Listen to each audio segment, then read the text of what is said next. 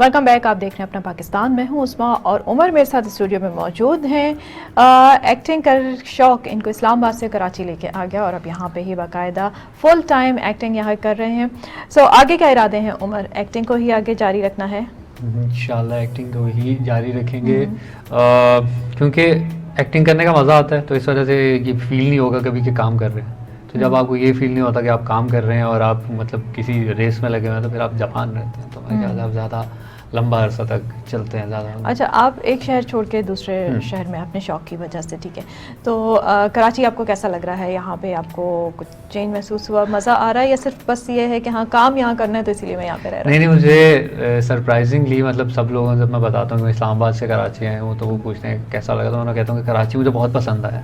सब क्या बात कर रहे हो यार, इस्लामाबाद क्या अच्छी जगह है रहने के लिए, कराची थोड़ा सा वो नेगेटिव कॉनोटेशन में आ जाता है क्योंकि उसके मसले मसाइल काफ़ी हैं। लेकिन मैं कहता हूँ कराची की पेस मुझे बहुत पसंद है, जिस पेस से मतलब यानी कि कराची ये शहर चलता है ना, मुझे वो बहुत पसंद है। हैपनिंग है, बहुत हैपनिंग, मतलब कुछ ना कुछ होता रहता है, कुछ ना कुछ चलता रहता है यहाँ पे।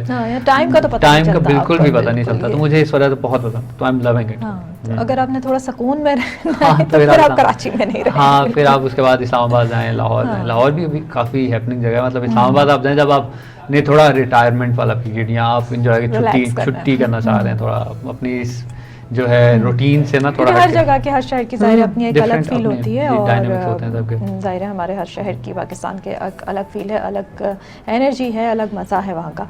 तो अच्छा, एक्टिंग की तरफ आते हैं। थोड़ा आपने बताया कि थिएटर आपने किया और फिर आप टेलीविज़न करें, लेकिन एंजॉय आप टेलीविज़न ज़्यादा करते हैं, ठीक है, मुश्किल भी टेलीविज़न आपको लग रहा है, विच इज़ लाइक सरप्राइजिंग, क्योंकि अक्सर लोगों को, और मुझे भी यही लगता है कि थिएटर करना शायद ज़्यादा मुश्किल होता होगा, इतने सारे लोगों को फेस करना, और वहाँ पे आपके पास गलती का कोई मार्जिन नहीं होता, रीटेक का कोई मार्जिन नहीं होता। टेलीविज़न में तो आपने गलत बोल दिया, कर दिया, रीटेक हो जाएगी, लेकिन वहाँ पे आपके पास कोई भी मार्जिन नहीं होता। यहाँ पे थिएटर में फिर आपकी ये जो केमिस्ट्री होती है ना, वो आपके काम आती है बेसिकली। रिहर्सल जो हम इतनी ज़्यादा करते हैं थिएटर में, 1.5, 2, 3 महीने की जो रिहर्सल्स होती हैं, वो इसी वजह से होती हैं कि इन केस खुदा ना खास्ता कभी आप हो जाता है इस तरह से, लाइन भूल जाते हैं आप, कभी मूव भूल जाते हैं, अपनी ब्लॉकिंग भूल जाते हैं, तो आपको फिर जो दूसरा एक्टर है ना वो कवर कर लेता है उसको, या आप खुद कवर कर लेते हैं या दूसरा एक्टर कवर कर लेता है। तो ये चीज़ें बहुत, ये केमिस्ट्री बिल्ड करने के लिए ना आपको टाइम चाहिए होता है एक दूसरे के साथ, तो वो रिहर्सल्स में बेसिकली आप जो है वो बिल्ड करते हैं, और उसी को मैं अभी एक लास्ट टाइम कर रहा था, मुझे अभी याद आ गया, ये नेपा में कर रहा था मैं एक थिएटर, तो उसमें कुछ जुमले थे मेरे जो कि मैं भूल चुका था, मतलब मैं भूल गया था, मतलब मैं उससे मतलब वो स्किप करके आगे चला गया था। अच्छा, स्किप करके आगे चला, तो दूसरे जो एक्टर थे मतलब उनके साथ हमने रिहर्सल की हुई थी, तो उन्हें याद था कि ये होता है इसके बाद, तो वो फिर वापस लेकर आए मुझे कि यार अरे क्या बात कर रहे हो, ऐसा हो गया, ये हो गया, उसको बाहर देखो जाके, वापस लेकर आए, फिर हमने दोबारा से, मतलब ऑडियंस को पता नहीं चलता इतनी आसानी से, लेकिन हमें पता चल जाता, हमें फील होता है, हम एक वो फ्रीक्वेंसी सेट हुई होती है हमारी, एक टोन चल रही होती है कि इस वापस आके लाइंस पे आकर फिर वो डिलीवर। तो ये जो है ना, ये एक मज़े की चीज़ होती है थिएटर में, और दूसरा उसके अलावा थिएटर की जो मतलब आपके एक्सपीरियंसेस होते हैं ना, वो बहुत मज़े के होते हैं, बहुत मज़े के होते हैं। कोई अच्छा सा एक्सपीरियंस शेयर कीजिएगा। हम कर रहे थे, बनानिस्तान कर रहे थे कॉपी कैट्स प्रोडक्शन का, तो उसमें हमारे साथ मुस्तफ़ा चौधरी थे। मुस्तफ़ा चौधरी जो है वो BN न्यूज़ वाले जो हैं, वो मौलाना फजलुर रहमान प्ले कर रहे थे, तो वो जब भी स्टेज पर आते थे वो एक जुमला देते थे अपना सामने, मतलब ये अगर उनका स्टेज है ये सामने, तो वहाँ पे जुमला दे के सब लोग पीछे खड़े हुए हैं, तो वो ये हो गया, तो दूसरा जुमला जो वो हमें देते थे, देखो मैं इनके साथ क्या करता हूँ, देखो इनके साथ क्या होगा। अच्छा। तो जाहिर है हमें आवाज़ आती थी, ऑडियंस को आवाज़ नहीं आती थी, तो इतना मतलब उनके साथ तो इतना मज़े का एक्सपीरियंस रहा हमेशा आके, और वो क्या करते थे, हमेशा आकर नई लाइन बोलते थे, जुमले तो थे उनके जो लेकिन अपनी लाइंस तो उन्होंने आगे हमेशा बोल दी, और उस टाइम पर जो हमें हंसी को कंट्रोल करना, हमें अपनी छुपाना ना बहुत मुश्किल होता था हमारे, लेकिन हम काफ़ी दफ़ा हम हंस भी पड़ते थे, लेकिन ऑडियंस भी हंस रही होती थी, तो वो भी इतना फील नहीं करते थे कि हाँ हम कैरेक्टर के अंदर रह कर ही जो है चल जाते हैं। लेकिन थिएटर के बहुत मज़े के एक्सपीरियंसेस रहे हैं। मुझे ऐसे इतने मतलब डिटेल में याद नहीं है, लेकिन मुझे पता है कि हाँ, तो एंजॉय किया।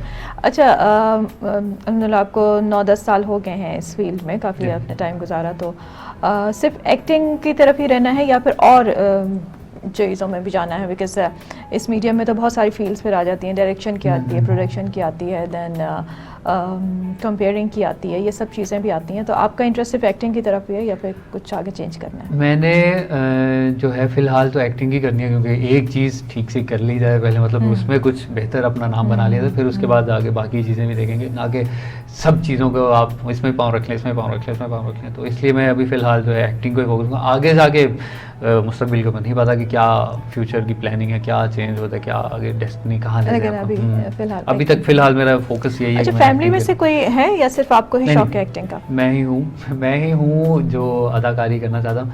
मेरी अम्मी को गाने का शौक था बेसिकली, अम्मी बताती हैं मुझे कि उन्हें गाने का शौक था, लेकिन एज सच वो कभी ये नहीं था कि उन्हें प्रोफेशनली गाना सिंगर बनना था उस समय, लेकिन उन्हें गाने का शौक था। तो वो अच्छा गाती हैं, मैं बिल्कुल भी अच्छा नहीं गाता। तो अगर मेरे अंदर कुछ ये एक्टिंग के कह लें कि कुछ जरासीम है एक्टिंग के, तो वो अम्मी की बदौलत हैं थोड़े से, और कुछ अब्बा की बदौलत। अब्बा की, क्योंकि अब्बा का सेंस ऑफ ह्यूमर बहुत अच्छा है, मेरे अब्बा का सेंस ऑफ ह्यूमर बहुत अच्छा सेंस ऑफ ह्यूमर है उनका, बिल्कुल। तो उनसे आपने ये चीज़ ली। हाँ। इंस्पिरेशन आपकी कौन रही? किस एक्टर से बहुत ज़्यादा मुतासिर है, जो फेवरेट हैं आपके कि ये बहुत पसंद है मुझे? जो है बेसिकली यासिर हुसैन जो है वो मेरे मेंटोर भी हैं, तो वो मेरे इंस्पायर भी करते हैं हमें, उनको देख के हमें काफ़ी कुछ सीखने को मिला, काफ़ी सिखाते भी हैं, काफ़ी उनके साथ अच्छी दोस्ती भी होगी अब माशाल्लाह।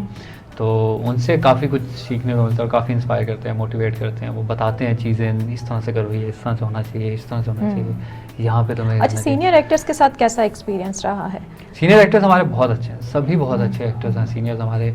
मतलब यानी कि वो कभी भी इस तरह से नहीं करेंगे कि एक नया एक्टर आया है तो उसको जो है दबाने की कोशिश करें, वो उसको हमेशा प्रमोट करते हैं। हाँ, ये है कि अगर उन्हें लेट हो रहा हो, मतलब यानी कि होता है ना, जैसे आप पूरा दिन शूट कर रहे हैं, आप खुद थके हैं, आप मेंटली थोड़ा सा वो अपसेट हैं, तो फिर उनकी अक्सर औकात जाहिर है, फिर आप इंसान अब क्या करें।